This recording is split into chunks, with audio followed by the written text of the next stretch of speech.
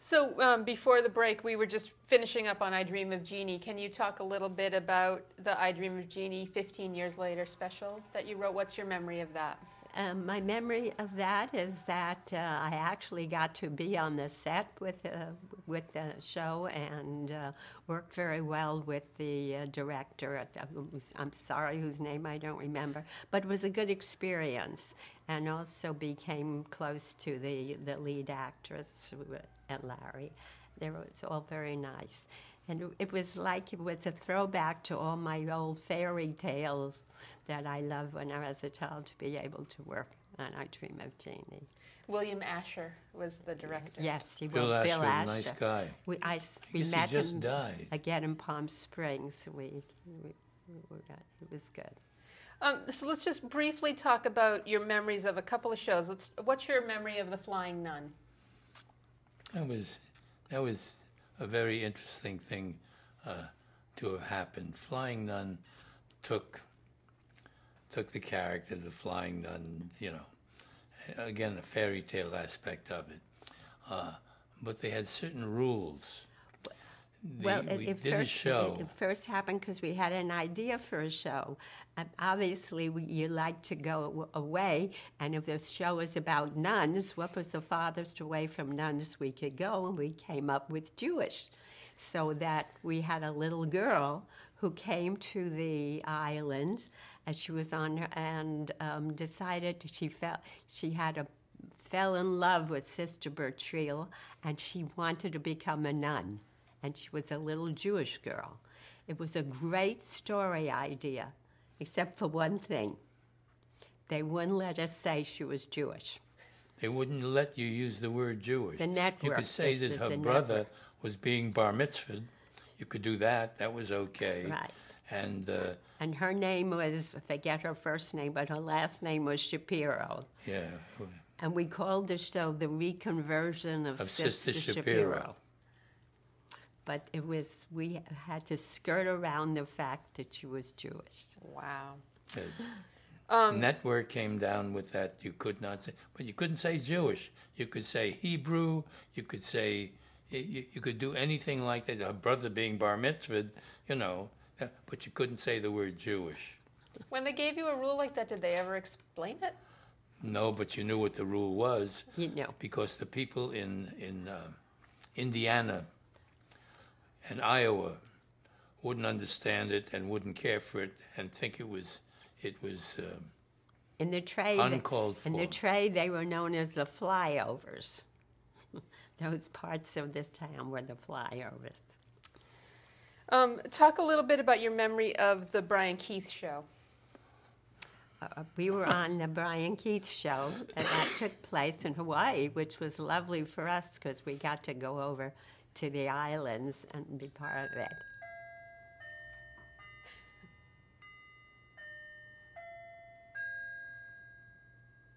What was that story from somewhere where every time an angel gets her wings, a bell rings? So that's what's happening. Okay, good. That's your fairy tale stuff. That's my fairy tale background again. I figure when the bell rings and nobody answers, somebody breaks into your home. Yeah. And here again, it was the second year of the Brian Keith show. The first year, Gary Marshall was the head writer on the show. And then we understood that Brian Keith had said that he didn't want to work with someone who was Jewish from New York. It was a New York style. He didn't want that sound, that New York accent. Didn't want the sound of the New York humor. So we hired So we got the job instead because Brian put in, obviously, a very good word for us, remembering us from Family Affair. Yeah. And here, no one could be more. We were both from New York and Jewish, too. But we did the show. And Brian was very much a man's man. He tolerated me, but he didn't necessarily accept me. So he never spoke to me. He only spoke to Rocky on the show.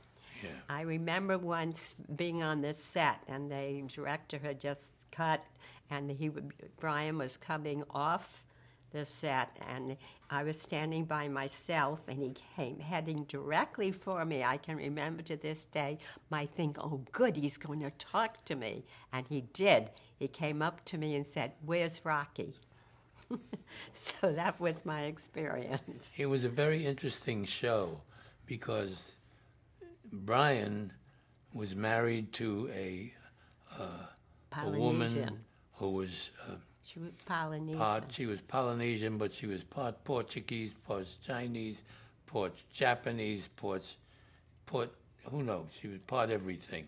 She was very lovely, and he said he wanted to be able to use her in the show, and network said no, not going to do it. Brian said, if I can't be with her in the show, if she can't be part of the show, I'm not going to let anybody in the show go out with women or with the opposite sex. So we had a guy on the show. We had Shelley Fabris. Shelley Fabris was on the show. She couldn't date. Nobody could date anywhere, do anything. He had to write a whole season of shows with no dates on them.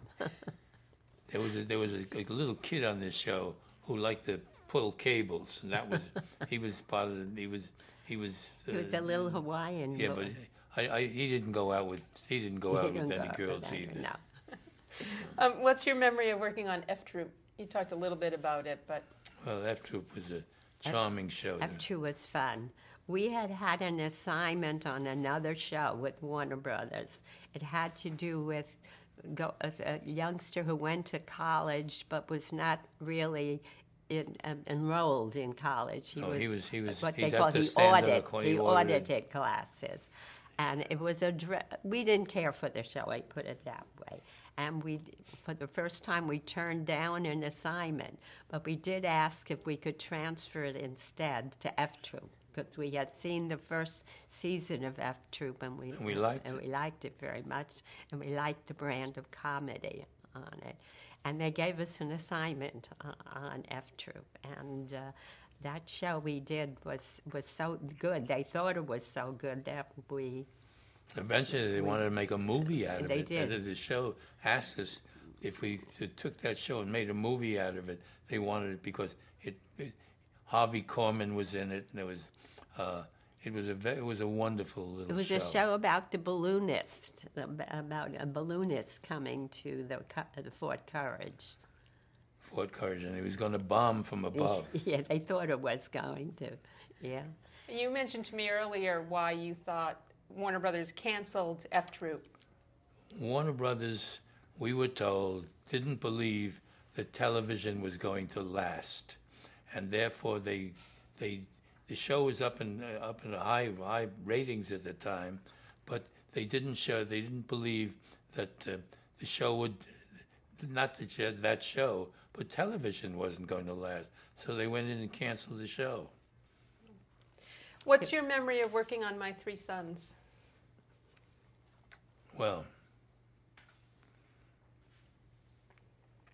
that's where we stole the ideas from my kids. Oh, I always thought it was Family Affair. Both. Both. Both. My Three Sons was the cheapest man in the whole world.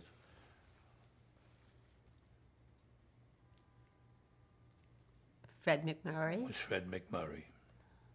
Fred MacMurray once asked in a particular show if he could, because there was a sequence in which he said, I'm going to go out golfing. He said, do you mind if I put my golf clubs there? And they said, no, you can put your golf clubs there.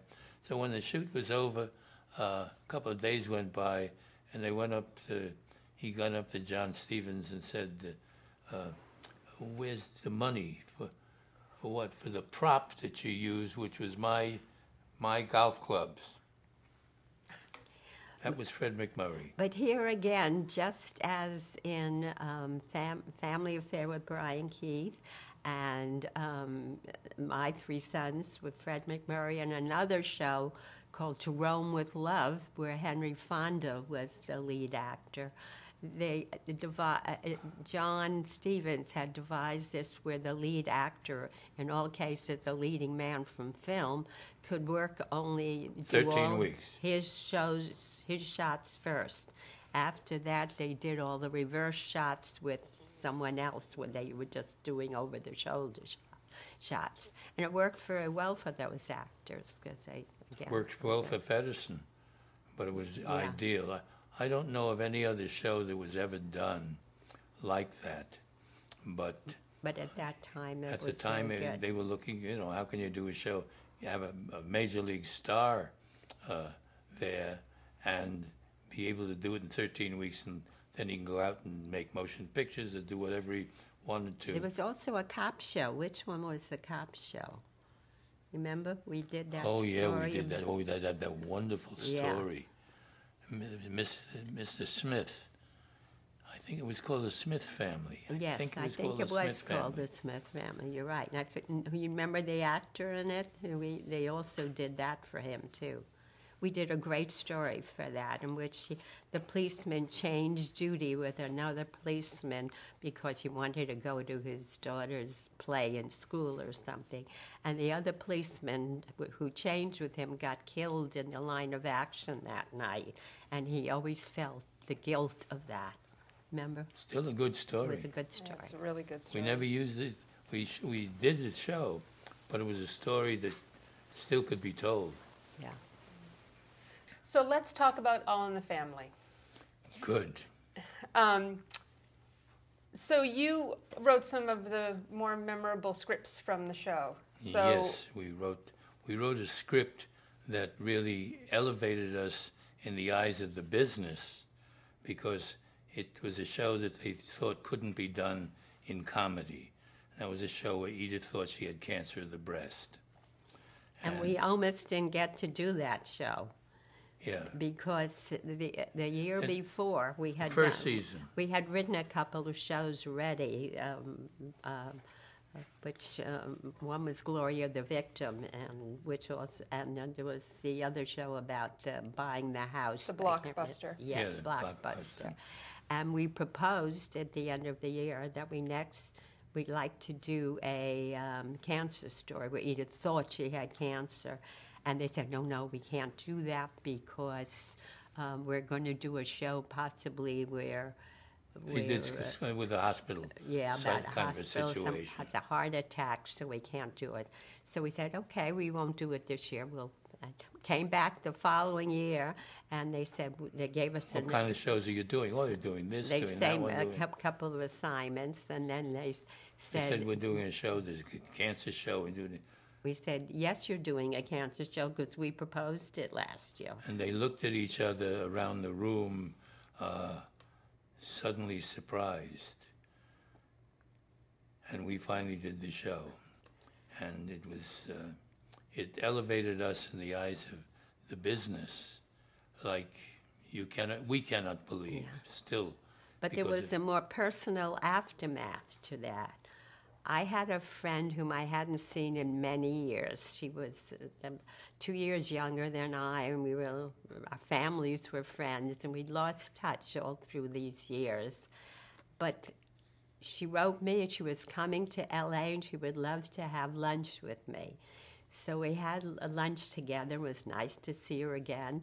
And she said to me, you don't know this, Irma, she said, but I had cancer of the breast, and I had a mastectomy. She said, the only way I got through that was because I happened to have seen a show on All in the Family in which Edith thought she had cancer of the breast, and they talked about it in a positive way, and I felt so positive about it.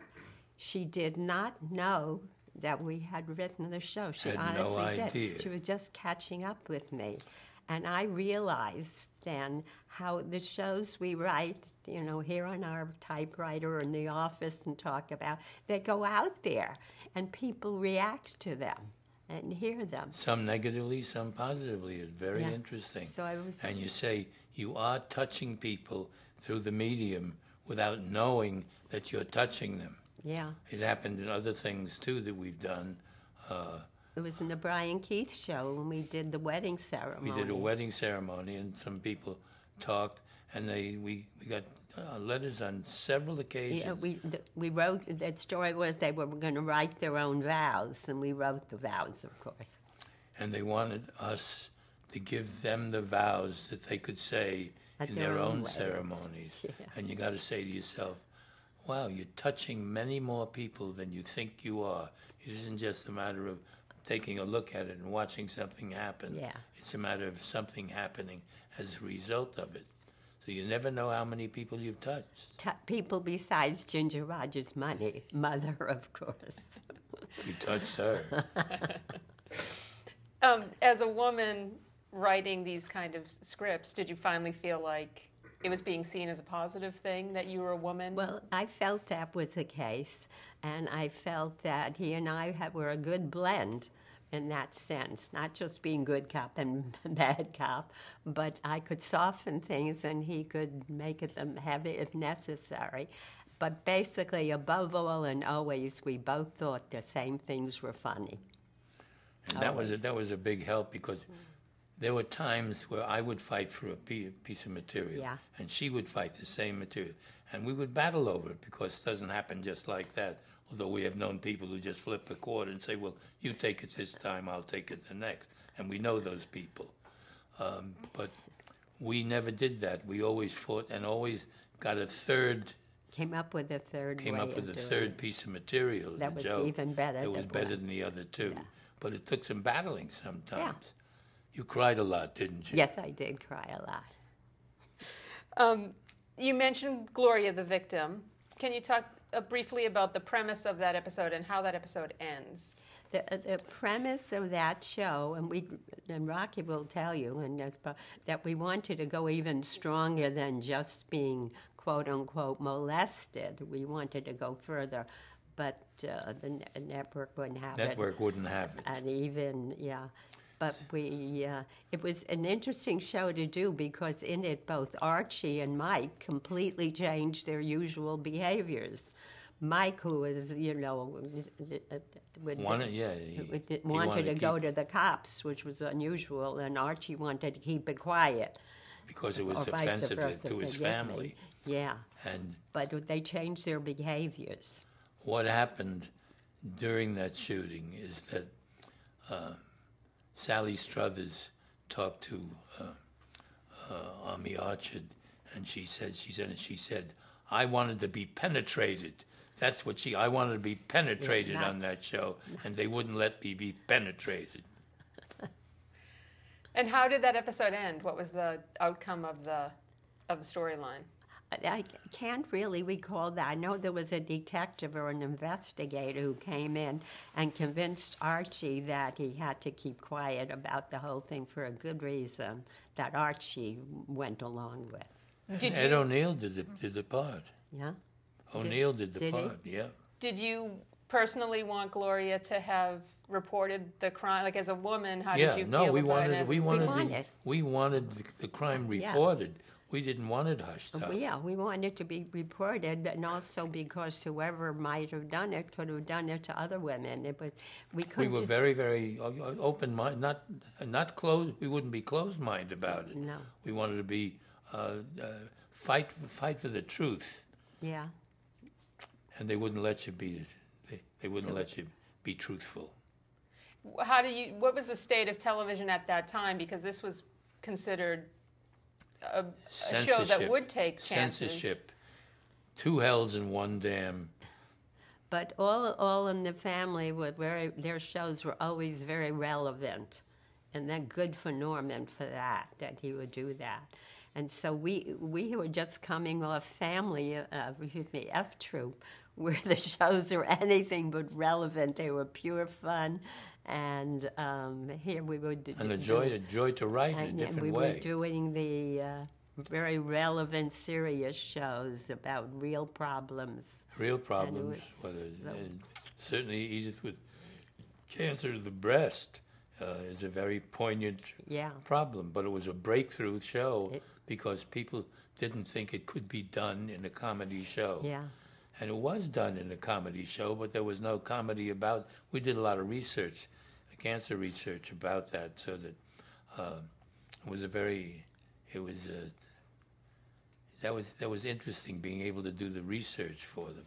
But we did research on a lot of shows when things had to be spelled out in truth.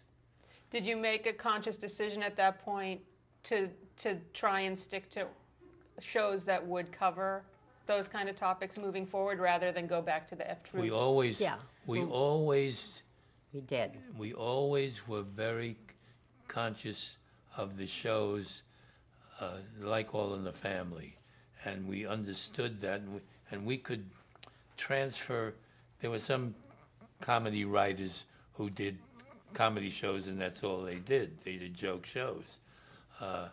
We were able to move from one. We could do a musical, a variety show. We could do a soft show, a broad comedy show like F Troop, or something as heavy as doing a cancer show. We did other shows for All in the Family that also were very We could do some sticky. more action shows as well. I think there were a couple we did. We did police shows. Police shows, yes. You also wrote potentially one of the most controversial scripts of all time, which is the Maude script. Oh, yes, Yeah. of course. So talk about that.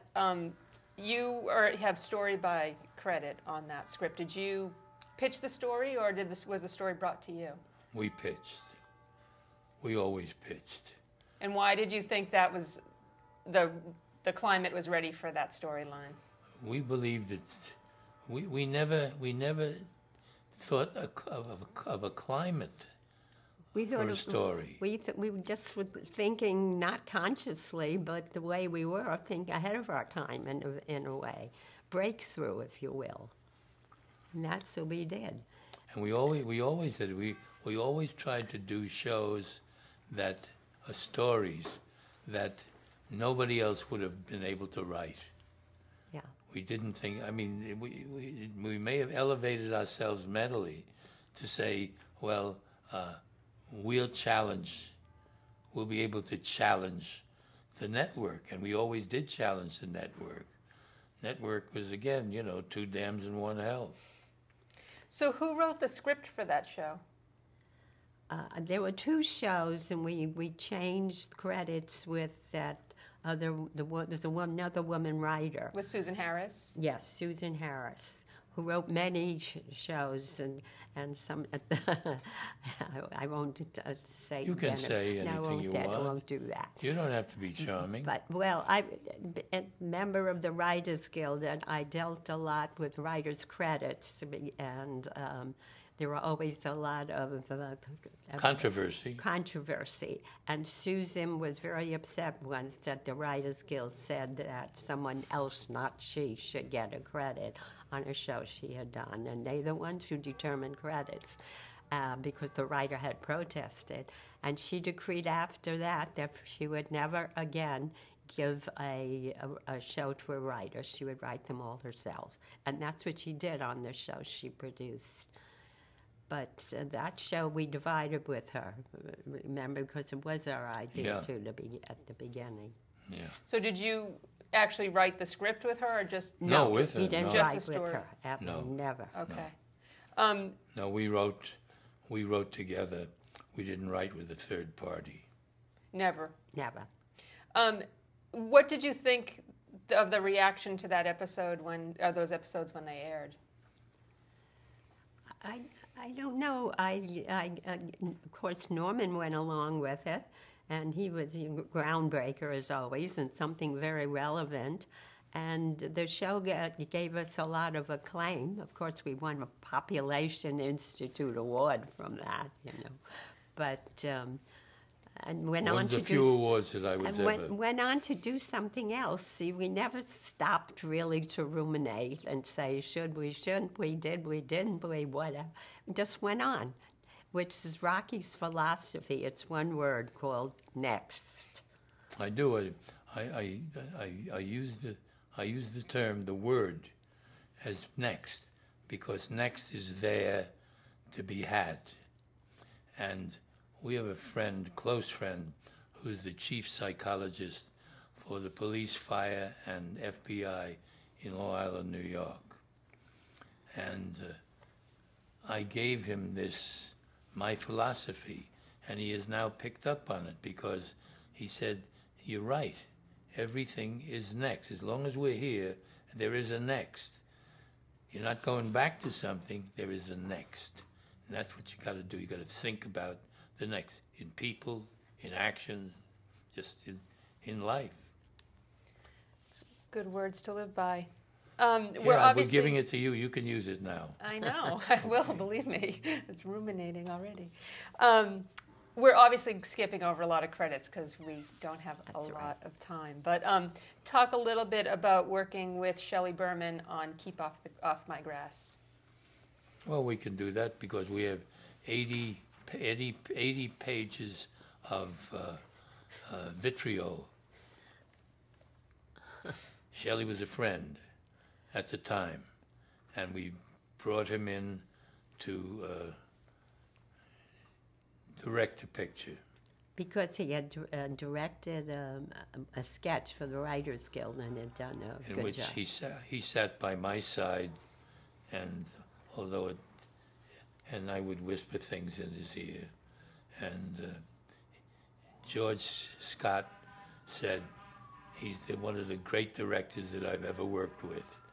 And in a way, he's talking to me, because I love that, but I didn't announce it to Shelley, but Shelley knows. And so we worked with him on the script. Not on the script. We worked on the set. Irma has a wonderful story to tell about The Rock.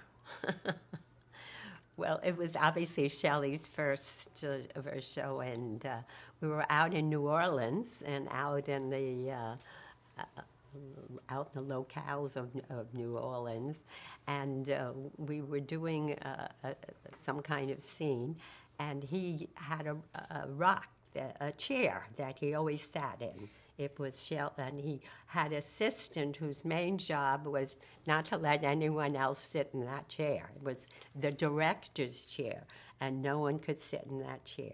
Well, one day we were out in a location where the chair wasn't there, it was all nature, and he sat on a rock at the time to rest himself. And then he got up to do something, and I was tired of standing around, so I sat down on the rock.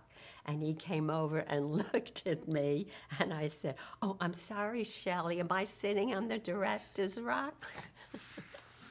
But we have a lot of stories. I don't really care to go into them at this time. With Shelley? Yeah. But I did want to kill him one day. You did. I did want to kill him. As a matter of fact, I had to get off. I had to leave. I was the producer.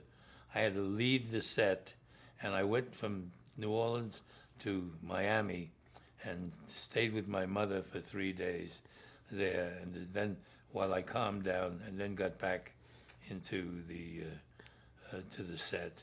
And he happened to come back on the last day of shooting, and we were doing a hospital sequence, which we needed, doctors or nurses, and they were able to get real interns and nurses from Tulane University and hire them to be the hospital there, and hire them to be on the set that day.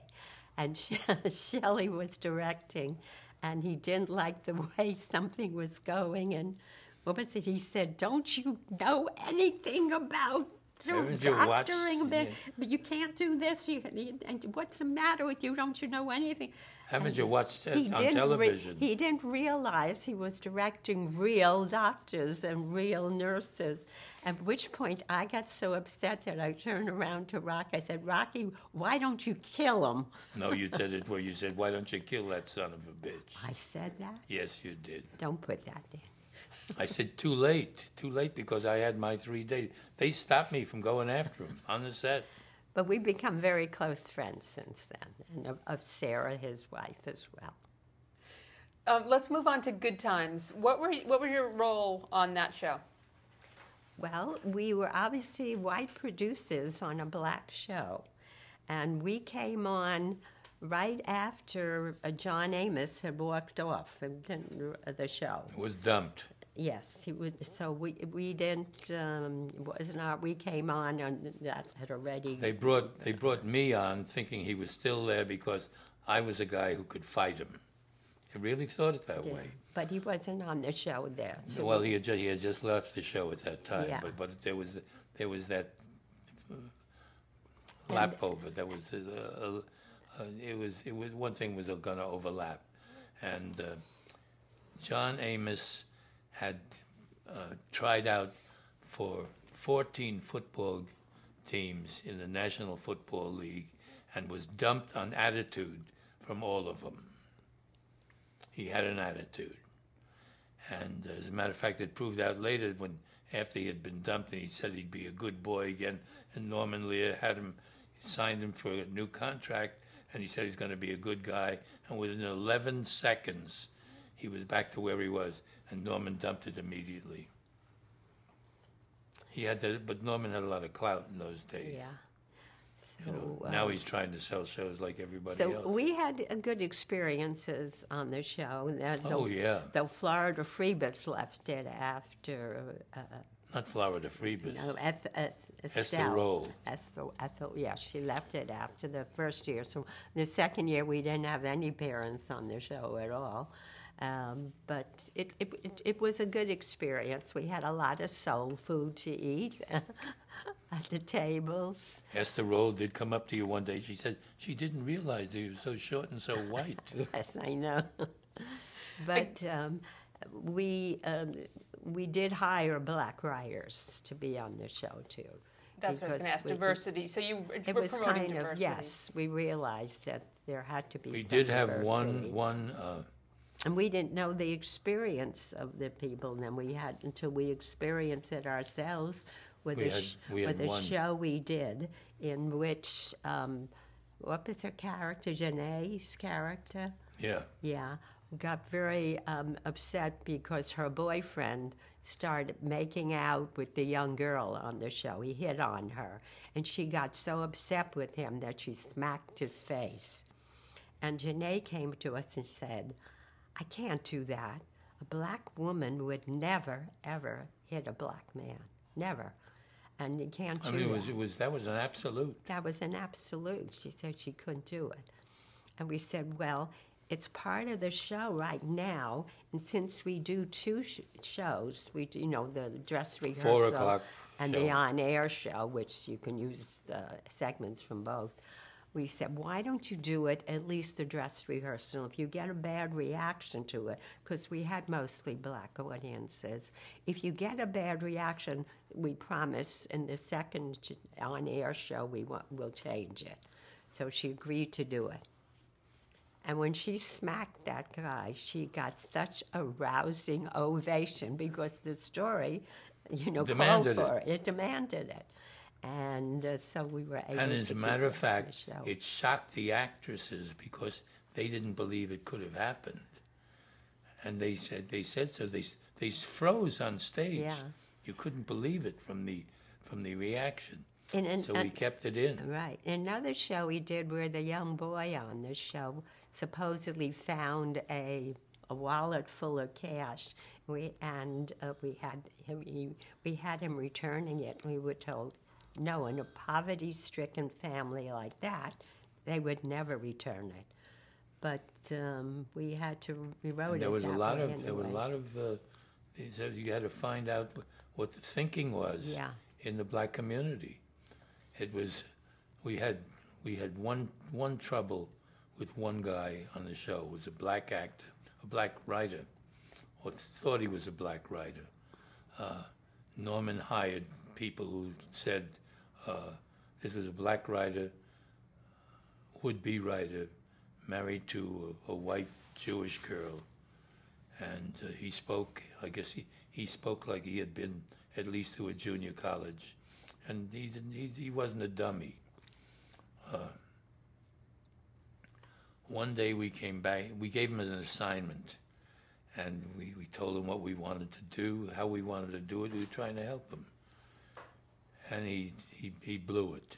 He put the things in that we didn't want him to put in. So that had having to do with smoking marijuana. And we wanted it out. We said, we can't have that in. Just start again. Came in with the rewrite. There it was.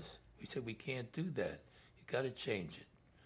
So we had somebody else write a script. Sid Dorfman wrote the script. Didn't take credit for the script, but just used his name as the writer. And we came back from lunch one day, and he said, he was standing with our secretary, and he said, you people are bigots. You didn't let my script. We said, we told you, 100 times we couldn't have this marijuana thing. He said, well, that's the way I wrote it. And he came into our office, and he said to Irma, you're a bigot. And Irma got furious at him. And then I said to him, I tell you what, Ron, I'm going to give you a chance, because I'm not a bigot. I'm going to give you a chance. I want you to take the first swing at me. I said, after that, I'm going to kill you. And he looked for a moment. He had been drinking. You could smell the breath. And he said, he stood there for a moment like he was thinking maybe he was going to do that. But I did tell him I was going to kill him. And he knew some of my background. And which has got a lot of that kind of stuff in it. And he froze, went downstairs, told him that we were bigots, and it affected in particular, my relationship with Norman Lear from that point on. So it was not the happiest of experiences, but we wrote good shows and relevant shows. Here again, we did the one about the sickle cell anemia that many black people get. We did as much relevancy as we could possibly. We did good shows. But as you said just a little while ago, why did you do those things? Because they were impossible to do for other people. And then we did a show about a little girl and parental abuse, remember? Sure it was. The little girl was played by a little girl that we saw that we kind of thought she's cute. Janet Jackson, it turned out, Janet Jackson. That was her start. They said she hasn't done anything. She just stood there. She was a klutz at the time, and we didn't know that she was going to flash and later around the world, but no one could have predicted that. So we got to start with some good people. Janet Jackson was one. Later on, when I produced The Facts of Life, there was a boyfriend of one of the girls who was played by George Clooney. Now, if I had known he was going to grow up to be George Clooney, I would have paid much more attention to him than I did. Yes, you would have. Yes, I would have. Let's talk for a minute. What's your memory of Mason? That was a pilot that we did in New York City, and Mason Reese. It was we thought this show had a good chance of getting on the air. The kid was brilliant. He was brilliant. He not only knew his sides, he knew everybody's sides. He directed. He directed from the position. He'd say, "Oh, you forgot the line." He would tell actors that you forgot the line, and the actors had begun to hate him very. And he was a brilliant kid, brilliant. The show didn't go. But we had an incidental anecdote about that story, because while we were in New York, we ran into an old friend, a friend of Rocky's, who was not quite on the right side of the law, shall we say. But he was there. One of my friends. And the last we had seen him, he had been in Mexico and was being hauled off to jail in Mexico.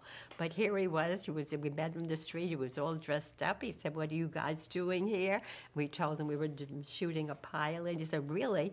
Can I come to see it?" We said, "Sure." He said, "Can I bring some friends?" And we said, sure, but, they got to laugh.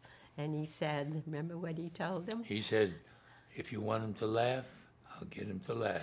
If you want him to cry, I'll get him to cry. If they want it to shit, I'll get him to shit. Whatever you want on the show. So we had a built-in audience. And He it was brought his friends. It was a good show, and the pilot did go well, but I think people were afraid of the little boy who was like an anomaly. He wasn't really well, and He had kidney problems, he was which spread him going to grow that out wide of it, when he was at. Yeah. We knew his parents; they were very quiet, very Yeah. nice pair of parents, but they just But it had was this fun. child that had a problem. It was fun. Talk about your memory of Carter Country. Well, I personally have no anecdotes about the Carter Country. It was a good story, a good show. We liked Victor French, was it, and all the people in it. Do Yeah, you they have were. anything? Well, yeah, we did have one problem with it. At one point, they brought a woman on the show. What the hell was her name? To do what? We had to stand her up against the wall because she would fall down. Ah, the actress. The actress. I wasn't sure it was on that show. It was one. She's a famous actress today. What the hell was her name? Sorry. That's okay. Oh no, we'll have the name very quickly. Anyhow, they brought her in, and there was no reason for her to be on the show, but somebody somewhere was.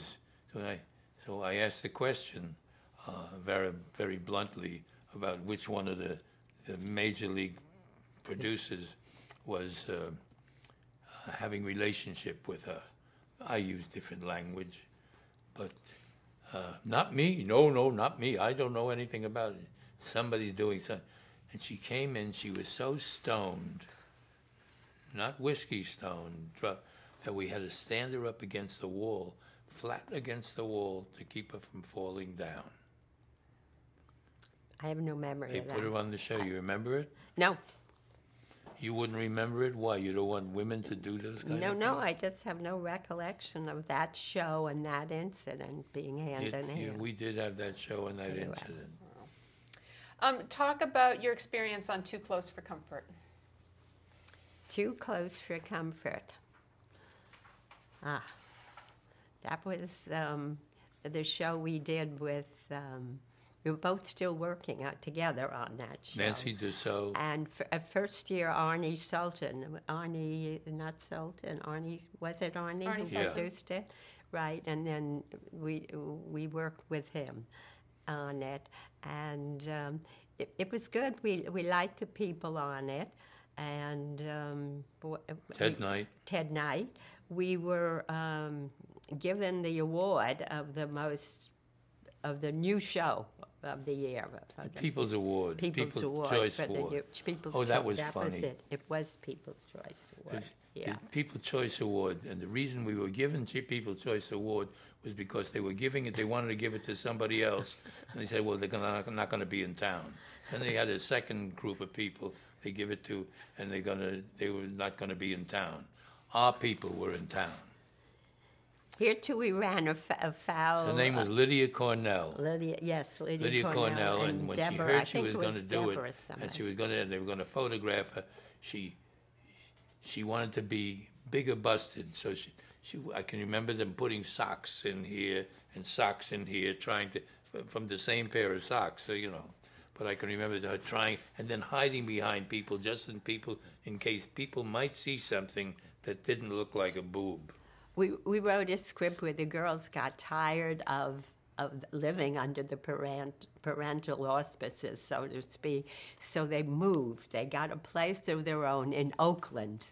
California. In Oakland, and they had a little apartment, and we were showing the poorer aspects of the show, like when they ran water, it would come out brown from the faucet, and they would say, "Oh, look, it's clearing up," and when someone came to visit them, when the parents came to visit them, they brought the hubcaps up with them because they were with them. afraid to leave them on the car. And we got letters. The network got letters. How dare we? Oakland was a nice town, and we were making all these inferences about it. There was a big problem about it. At the same time, in the newspapers, there was a story about the Attorney General. Attorney General of the city who was caught stealing from a blind newsman. Yes. At the same time. Remember that. But we did have to rewrite some of that. We didn't have to rewrite it. They recut it for other viewing. Oakland, they threatened to boycott us in Oakland. That's what they came up with. Until that happened, until the Attorney General, was caught hustling a blind man. Tell us briefly about your experiences on O'Madeline. O'Madeline was a show that I produced on my own, and it was a show just before Marcy Carsey and Tom Werner went off to do a big hit of their own, but they were producers of that show, and they hired me. And Madeline Kahn, and again, here she's gone, God rest her soul. And she was hysterical. She was a wonderful actress, a wonderful thing. But she didn't want to go along with the basic premise of the story, which was she was a married woman with a husband. But she thought it was based on a British show. It was more or less the Captain's Paradise. It was based on. She had a boyfriend in one country. Yes, where the guy had two women, but they didn't want to do a show here where a woman had two men. So they wanted her to be a loving wife, which wasn't quite her forte. So she wasn't. But I do remember. And she hated the guy who played her husband in the show. She disliked him. Yeah, disliked. It was hard to get them to do any love scene at all. But if they did a love scene, if he came in to kiss her, she would bend her head down so she'd get kissed here in the forehead. But we did a show in which the Madeline, the character, went to a strip club that they had in those days. They had, I forget what it was called, but they had men's strip club, and where the women would put money in so I had to research and hire some people to do the dances in the show. So myself and a couple of the women on the show, the staff people, went to that club. And I had to tell Rocky, this is purely for the purposes of the show. I need to do good research. We have to hire the right dancers for it. That's all we did, research for the cancer show. You got to do. So he said, well, okay, so what time, when will you be home? I said, oh, we won't stay late. I'll be home around 10 o'clock or so. Well, we did go there, and of course we had to see the show and later on stay to interview and cast some of those guys. And I looked at my watch ready to come home, and I thought, oh, my God, it's 12 o'clock. But, I drove home, and we were living in Westlake Village then. No, you didn't tell the story about where you were seated, or the guy stuck his face in your... Well, it wasn't his face, but I was... His crotch. That's right. The guy was right there. But the point was I came home, it was dark, and I tiptoed into the house and opened the front door very quietly and came up the steps very, very quietly and opened the bedroom door very quietly, and there was Rocky with the light on, standing on the bed, not a shred of clothing on him, gyrating just as the guys in the strip joint had done. I always remember that. Did you tip him $1? No, but she did flash the card, the strip. We are so crunched on time, so we could talk about Facts of Life for much longer, but can you just kind of give us a brief memory of Facts of Life? Facts of Life was a show that I enjoyed. I do remember that we did a show where one of the girls slept out that, in other words, had a one-night affair, and the actress didn't want to be in the show. She was very religious. You know the actress, the one who played Blair. Lisa Welch. And she said she wouldn't be in the show. And we tried to convince her, because the network was all right with it. We were showing that this girl who did have the one night had a regular boyfriend. It wasn't just someone she just met. It was a regular boyfriend. We were going to state unequivocally that they used protection. And the network was fine with it. But we couldn't get her that she would be in the show. And I finally made it an executive decision. As if she didn't want to be in it, she wouldn't be in it. And we wrote around her to do the show. And there were no telephone. We didn't have any adverse telephone calls about it. So that was good. But I enjoyed the show. I enjoyed working with the director, John Boab, on it. And what about 227? 227 was, now I had to deal with Marla Gibbs.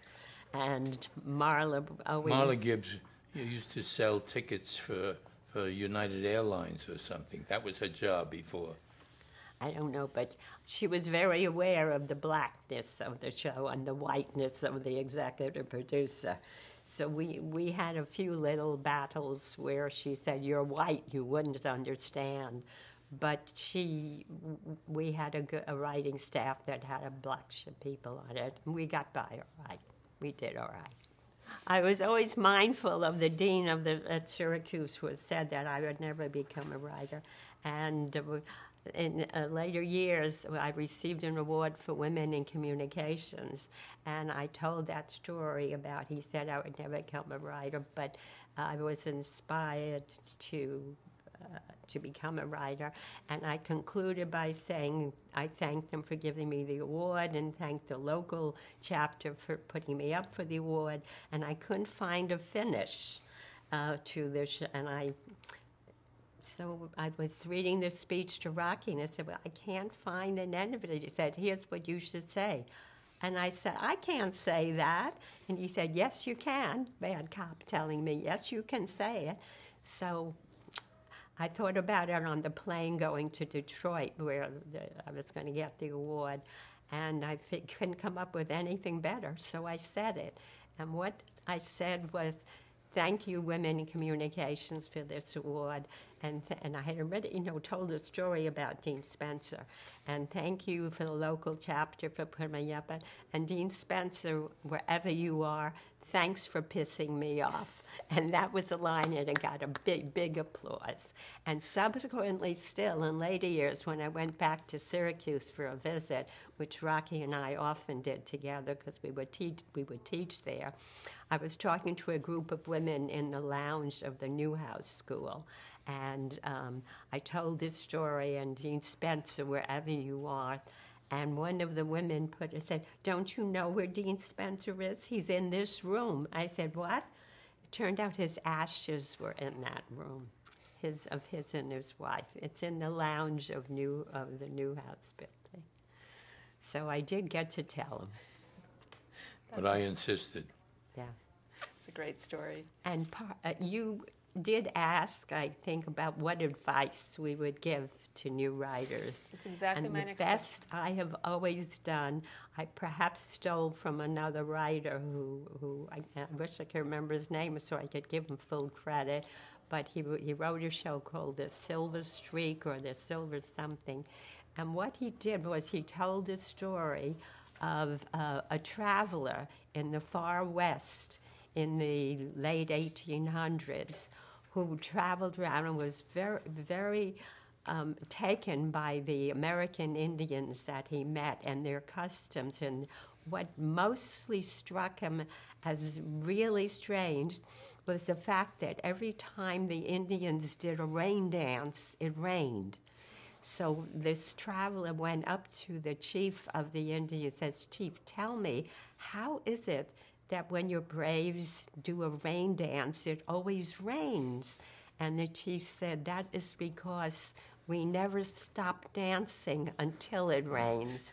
So I tell young writers, don't stop writing and don't stay with just one story and live or die with it. Keep writing until it rains. So that's my advice to young writers. It is. Yes. And what's yours? Keep doing it. keep right. Well, keep right. On the unfortunate part, a lot of people come in and say, "Well, I want to become a director. I want to be a director." They say, "Well, how do you do that?" Well, you better study psychology because you're dealing with 80 people on the set, all of whom are crazy. The writers, the actors, the people who feed you water. It's all craziness. They all want to be established, and that's what you have to learn, how to handle 80 people on a set at the same time. And it goes to writing. You got to just continue to write. You write, and keep writing, because somewhere along the line, somebody's going to catch rain. on. And incidentally, Rocky and I are still writing. We're doing a show for the local channel 22 here at the We've MPTF. written 5 or 6 sketches. We call it 2 by 2 for 22. And we're working on that. Yeah, we've written music for it already, and Several sketches. Several with, I think, 5 sketches already. So, just finished one that we think is very funny. That's great. What do you think your legacy is in TV? Well, Irma may have been the first woman producer of comedy shows. Producer of a comedy show. And she broke through, and as she said, she did it with some of my help, because I was well established, and this sounds like ego, and I don't want it to sound like an ego, but I was willing to step back and make sure that she stepped forward, because I always knew that she had the ability, all the ability that I thought she had, that I knew she had, and therefore I was willing to pull back my own, because I would have been a director and a producer long before I became those things, and so but I insisted on her. I think there was in the very beginning she was a little reluctant to do it, but I made her the person who did the pitches in a room, and that was not something she would do. Now she talks rather freely, as you have seen, but there was a time when she was much more reticent, very reticent to appoint herself in the manner that she should have been appointed. And of course, our legacies and all these credits that you thankfully are brought up, and thank you too to the Television Academy Foundation for preserving that, and now wanting to preserve our words as well. You didn't hear our stuff that happened for me around the world in other aspects of not writing, but in international sports and a lot of international politics. We'll have to come back. Yeah, well, it's a very interesting kind of a thing, with the Marcos family and those kind of things, and on-the-air personality in the Philippines, which is who thought I was a CIA. Well, we'll definitely have to come back. That's another They thought I was. That sounds like a Well, good story. there were all kinds of other stories that you didn't hear about Irma becoming a boxing promoter. No, it's all right too. You were a boxing promoter, weren't you? Yes. Well, thank you both. We can't thank you enough for your time thank you, today. all of Really you. Thank you. appreciate We it. know it's. You're not going to know about we a know- boxing promoter. We'd love it's to all- hear it, but we Come and have lunch we're at the told time. we're out of time. Thank you for listening and for questioning and for doing this. It's for an honor us. to talk to you both. It really Thank is. you.